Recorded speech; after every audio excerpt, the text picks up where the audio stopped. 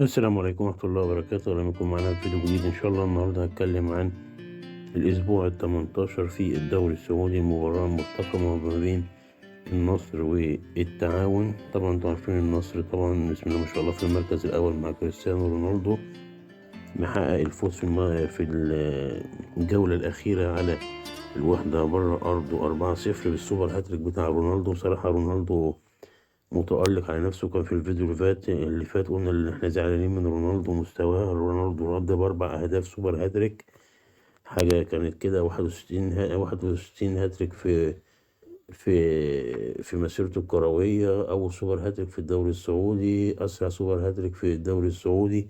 يعني رونالدو بدأ يحطم الأرقام.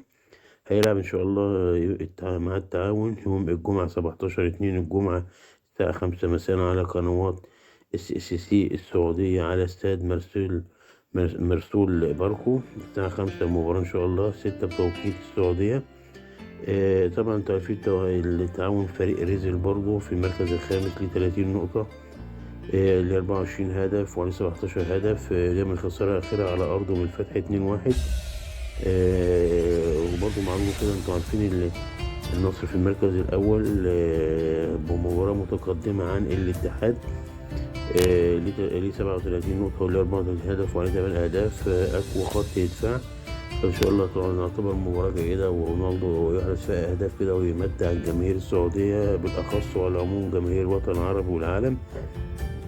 وده كل ما لدينا في الفيديو، والسلام عليكم ورحمة الله وبركاته.